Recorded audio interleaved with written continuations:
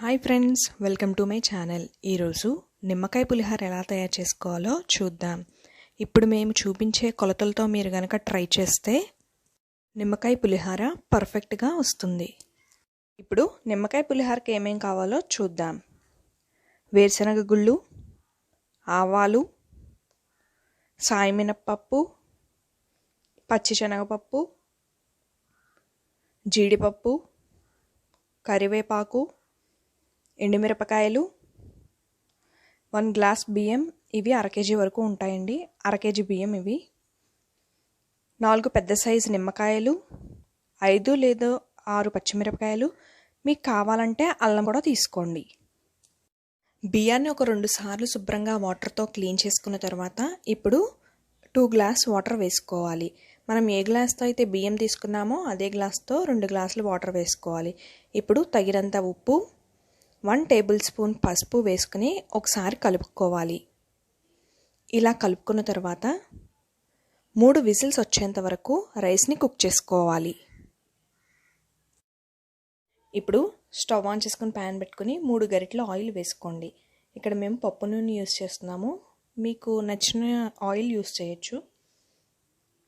Oil heat అయిన తర్వాత 2 table spoons పల్లీలు వేసుకుని వేయించుకోండి.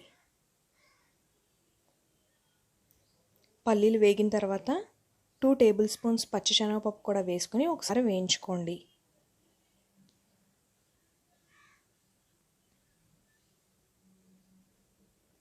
ఇప్పుడు 1 టేబుల్ స్పూన్ సాయి మినప్పప్పు వేసుకుని ఒకసారి వేయించుకోండి.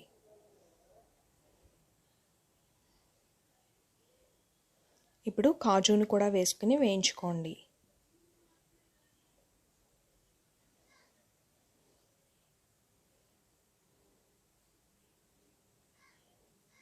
ఇప్పుడు సన్నగా కట్ చేసి పెట్టుకున్న పచ్చిమిరపకాయ ముక్కల్ని కూడా వేసుకుని ఒకసారి వేయించుకోండి.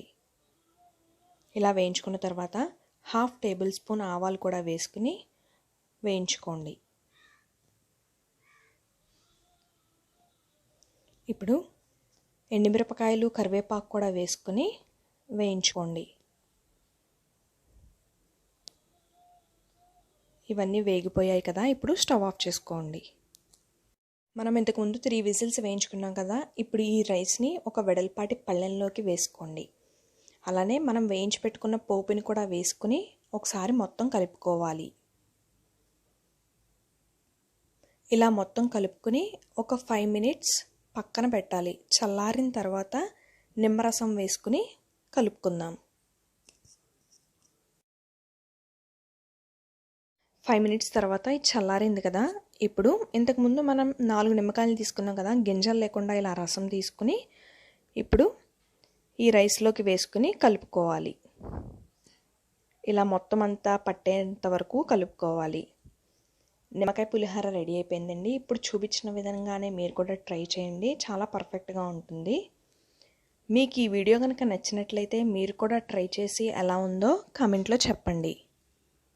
అలానే ఈ వీడియోని లైక్ చేయండి, షేర్ చేయండి. మరిన్ని వీడియోస్ కోసం మన ఛానల్ని సబ్స్క్రైబ్ చేయండి.